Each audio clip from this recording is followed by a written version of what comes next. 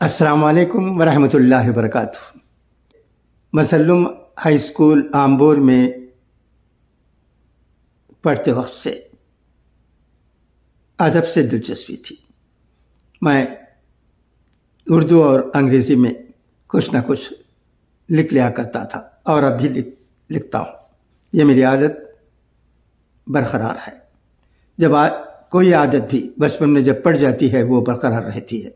اس لیے ہمارے بڑوں نے کہا ہے کہ بچپن میں اچھی عادتیں بچوں میں ڈال دینی چاہیے، اس کی بہت ضرورت ہے۔ میں اسے اس لیے دہراتا ہوں کہ بچپن میں جو عادتیں پڑ جاتی ہیں وہ ہمیشہ ان کے ساتھ جمی رہتی ہیں۔ صحافت میں دلچسپی رہنے سے اس کے بعد الامین میگزین بھی نکالا، وہ آن لائن پر تھا، اور ایک بلاگ بھی میرا موجود ہے، اس میں بھی آپ میرے آرٹیکلز پڑھ سکتے ہیں۔ vmkhalilurrahman.blogspot.in۔ اس میں میرے بہت سے مضامین جو مختلف رسالوں میں شائع ہوئے تھے وہ موجود ہیں۔ کبھی فرصت کے وقت اس بلاگ کو دیکھ لیا کریں۔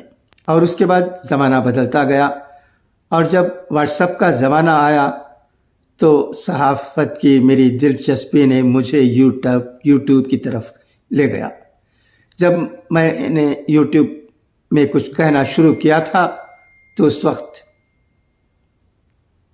2-4 دوستوں نے مجھے مشورہ دیا کہ میں اسے کنٹینیو کروں، مگر ایک دو دوستوں نے یہ کہا کہ میں اسے چھوڑ دوں اور بلاگ میں لگ جاؤں، جو کہ میرا پہلے سے ہے۔ مگر میں یوٹیوب کو اہمیت دیتا رہا، کیونکہ یہ ایک اتنا بڑا فیلڈ بن گیا ہے جس کے ذریعے ہم اپنی باتیں لوگوں تک پہنچا سکتے ہیں۔ یہی کوشش میری ہو رہی ہے۔ میں یہاں اٹلانٹا میں ہوں، یہاں سے کچھ نہ کچھ کہتے رہتا ہوں۔ اسے میرے رشتہ دار بھی سنتے ہیں، میری بہنیں بھی سنتی ہیں، میرے بہنوئی بھی سنتے ہیں، میرے بھانجے بھانجا بھی سنتے ہیں، اور ان کو ایسا لگتا ہے کہ میں ہندوستان میں موجود ہوں۔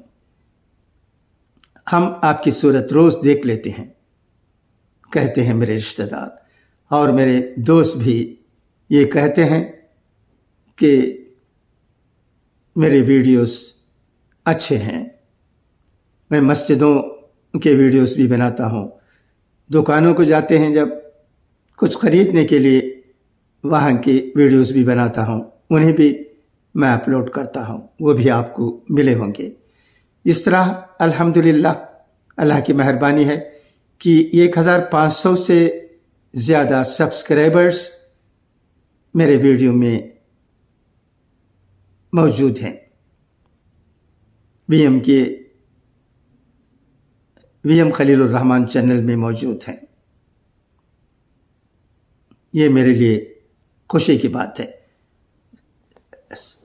سب سے زیادہ مجھے خوش کرنے والی بات یہ ہے کہ میں یہاں اٹلانٹا میں بیٹھے کئی باتوں کو ہمارے ہندوستان میں رہنے والے رشتہ داروں سے، دوستوں سے کہتا ہوں۔ کہیں میت ہو جاتی ہے تو اس کا بھی اطلاع دیتا ہوں، کہیں کسی جانے پہچانے کے گھر میں شادی ہوتی ہے تو اس کا ذکر بھی میں یوٹیوب کے ذریعے آپ تک پہنچاتا ہوں۔ یہ کام ہوتے رہتا ہے۔ میں اپنے آپ کو مشغول رکھنا چاہتا ہوں۔ میں ایک جگہ خاموش نہیں بیٹھ سکتا، میری عادت ایسی نہیں ہے، اللہ نے مجھے ایسا پیدا نہیں کیا ہے۔ کسی نہ کسی طرح میں اپنے وقت کو اچھی طرح سے बिताना चाहता हूँ। मैं ये समझता हूँ कि मेरी बातों से लोगों को कुछ ना कुछ फ़ायदा होगा, उनको जानकारी होगी। कई लोग ऐसे होते हैं जिनके पास अखबार नहीं पहुंचता है, वो सिर्फ सुन सकते हैं। वैसे लोगों को मैं रोज़ जो अखबारों की खबरें पढ़ता हूँ उससे फ़ायदा होता है। वो सुनते हैं और कभी बात करते वक्त मुझसे कहते भी हैं कि मेरी वीडियो से उनको कई बातें मालूम हुई हैं।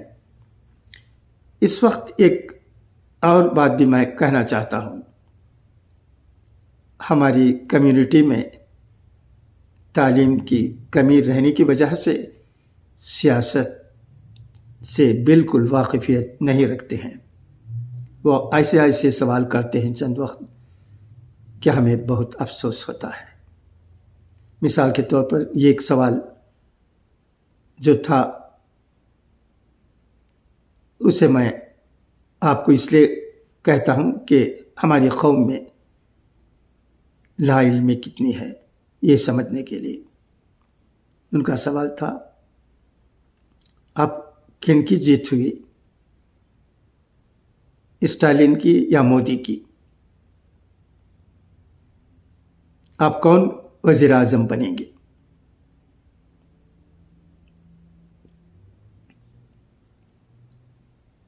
तो हमें चाहिए कि हम अपनी बेटियों को, अपने बेटों को इल्म की दौलत से माला माल करें। इल्म ही वो दौलत है जो कभी किसी से छीनी नहीं जा सकती। इसीलिए इस्लाम में इल्म की बहुत अहमियत है। फरसुदा ख़यालात के लिए कोई जगह नहीं है। अफसोस होता है कभी कभी ये देखकर कि हमारे दरमियान ऐसी बातें भी आती हैं जिनमें कोई सच्चाई नहीं होती है। उनसे हमें कोई फ़ायदा नहीं, बेकार की बातें होती हैं। हाँ, हमारे हिंदुस्तान में बहुत से उलमाए किराम ऐसे हैं जो हमारी कौम को राह रास्त पर ले जाने की बहुत कोशिश कर रहे हैं। मैं हमेशा कहता हूँ, मैं मुतासर हुआ हूँ, वो जमात कोई और जमात नहीं बल्कि जमीयत